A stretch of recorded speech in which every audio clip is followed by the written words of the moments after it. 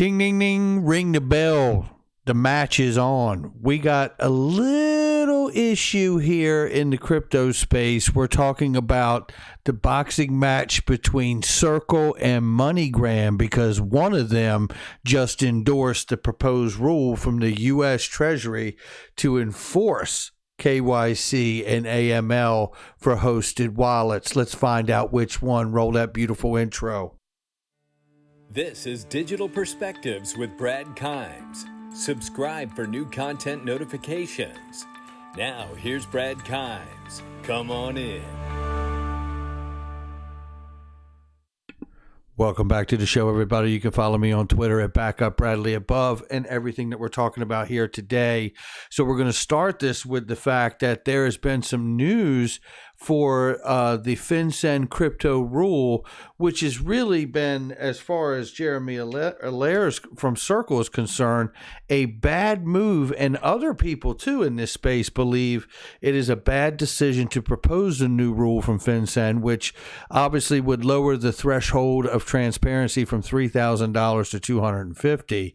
And it would also require KYC for sender and receiver for hosted cold storage wallets or hardware wallets, right? So obviously everyone thinks this is or the people on the one side of the fence feel that this is an overreach from government. Surprise, shocker, right? And then, of course, then there is another side on the other side of the line there, you have people that are like, listen, in order to have a legitimate marketplace, this is where this was going all along. Well, we got some news on that front because I find this to be very interesting because after that proposed rule came out, we know that Jeremy Allaire came out with a really, really great oversight of why he feels that this is unjust and a bit of and quite an overreach for the government here, because when he goes down here, and I covered this morning, but we're going to get into this. We have information to add to this. So he talks about the fact that a report that includes a blockchain address essentially gives law enforcement a data feed that includes identity plus blockchain addresses and the ability to monitor in real time all of the customers' flows. So he's saying and this is without any consent at all, this is already what takes place. So he's saying that there is enough within itself for the Treasury, Steve Mnuchin, to go even further and say they want to put the proposed rule in that does this for hardware wallets to an even further extent is beyond to him, and it's detrimental to the space going forward, especially when it comes to decentralized finance. We talked about that the other day as well. Well, interestingly enough, Ripple partner MoneyGram, after spending millions on compliance, wants stronger due diligence. This is in direct opposition to Jeremy Allaire and Circle.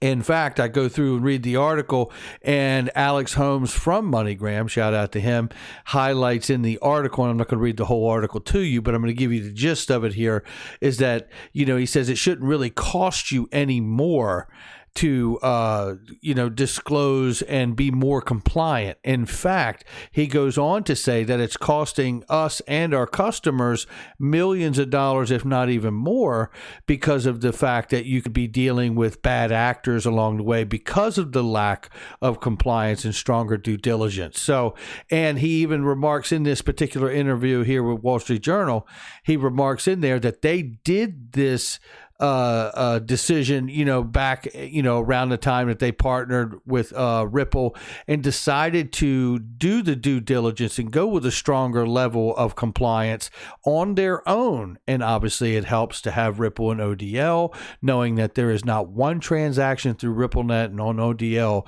that is not or has not been KYC AML, period, full stop. And that's what they decided to do, and their business has been better for it ever since, is what he remarks in this. This is interesting to me because what does it mean? I don't know. But what I can say is it tells me that MoneyGram is extremely comfortable with their partnership with Ripple, and they're extremely comfortable with the fact that the Treasury has come out with this extra level of clamping down, if you will, on the crypto space space, and they are like all for it. They're like, look, it just makes the space better and more legitimate. A lot of what we say here on this channel. So with that being said, now we have Swift, and they really are getting vocal about the fact that they're working with fintechs about how the cooperative wants to collaborate with both banks and fintechs to build the future of payments and securities. Now, this is interesting. You know, when I go down into this, it talks about the G20, G20 Tech Sprint initiative, which really is tied to the BIS and the Innovation Hub. The G20 Tech Sprint is really based around technology that helps other companies on board with compliance and governance and things of that nature, all moving towards this new payments network, right? Which, by the way, includes the common language ISO 20022. I know people get upset when I say 2022, but it's just a way to shorten what we know as ISO 20022. So just know that going forward. So there we are. But the reality is they talk in this article a lot about how they're not sitting still and that Swift is moving towards these things. They know it is inevitable and they need to do this. And what I found interesting about this article here was address the infrastructure. And one of the things that they really talked about that really blew me away is just the admission here is that it says, and listen to this line here, we are not trying to develop nice to have solutions, and we're not doing it out of fear of missing out. Oh, really? Because that's exactly what's going on here. They weren't doing any of this until the tech started to bang on their customer's door. And that's the truth of that. And they are doing it because of FOMO. And in fact, I think they made a nice chess move, because the real deal is that we know that the ISO 20022 is an emerging global and open standards payments messaging language, right? And it is being used across the globe for payments. And we also know that Swift strategically and other partners have brought them on to the ISO 20022 global standards body for Ripple to become the first member focused on distributed ledger technology. Yeah. And again, I mean, you know, this is very interesting because now here's a post here from XRP Arabic, and this is a nice exchange here. It was just shared today. I don't know where it was exactly from, but it appears to be a conversation about the fintech and the bank association in the Middle Eastern region, Saudi Arabian area, right? So let's just listen to this clip because it's pretty powerful. And then once we listen to it, I'm going to show you a couple things. Here we go. Sure. So first one from Saleh, is it correct that we'll be using, that CBDCs will be using on the bridge of Ripple?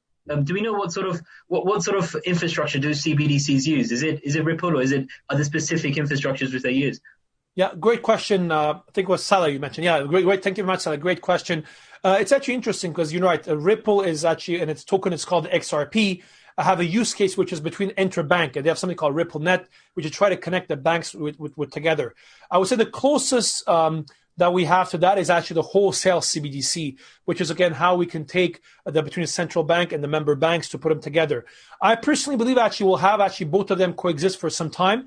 I think for wholesale CBDC, it's still going to take some time. Yes, we have some countries, including the Kingdom, who are very advanced on this topic, doing pretty amazing work. But I think it's going to take some time before we get a mass adoption by many of the central banks. So I think that's one of the use cases that Ripple, in particular with the XRP, are trying to solve is, okay, between these interbank transfers that we're doing in the remittance space, is there a use case that can have? What is the currency they'll be using?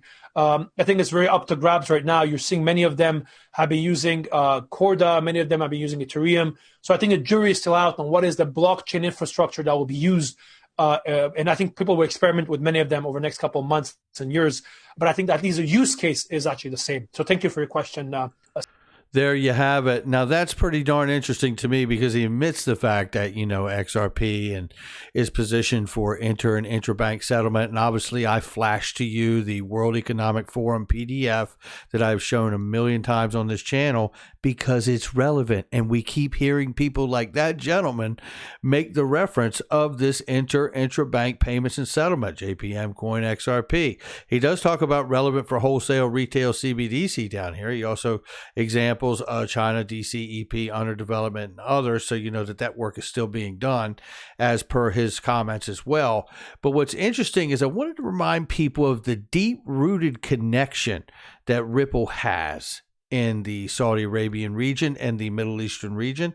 And Saudi Arabian Monetary Authority, the country's central bank, has today announced that it recently injected part of the liquidity in local banks via blockchain technology. SAMA did not provide the amount of liquidity injection via blockchain, but last week the central bank decided to inject a total of 50 billion Saudi riyals, which is 13.35 billion USD, to enable banks to support the private sector. SAMA said the blockchain deployment is a part of its continued effort to explore experiments in emerging technologies.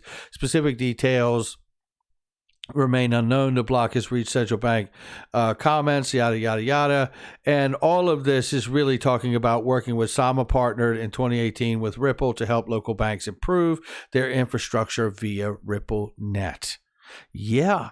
And this is exciting to me, right? I mean, because we know that, hey, Ripple is on the ISO standards body committee, of which SWIFT and every other bank and payments company is using, because it is the common language for the new payment method, right? I mean, that's what we're using here across the globe. We know that SWIFT themselves are moving towards the technology. And we even know that MoneyGram is now actually come out and backing the USTreasury decision of this proposed rule to be able to go to a deeper level of scrutiny and getting rid of the anonymity across the board, whether it's a hardware wallet or whether it's a $250 transaction or not.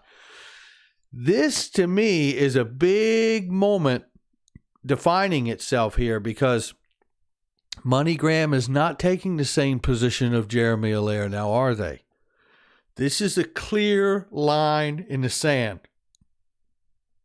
For whatever reason, MoneyGram sees their strength and ability of their company and what they're doing aligning with what the U.S. Treasury has proposed.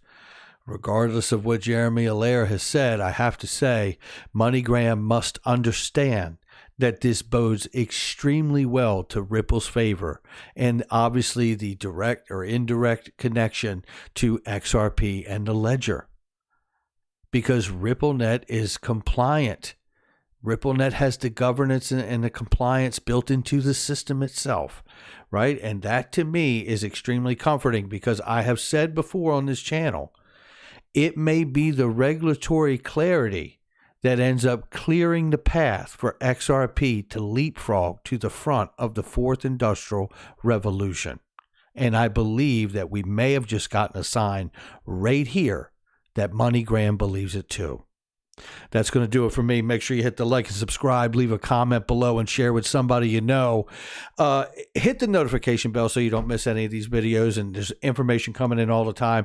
Check out the links in the description box and the comment section. They are trusted links. You can click on them. You know it's not a scam, and they are products and services that I certainly use myself. So make sure you check out that in case there's anything that you may want or need. I will catch all of you on the next one.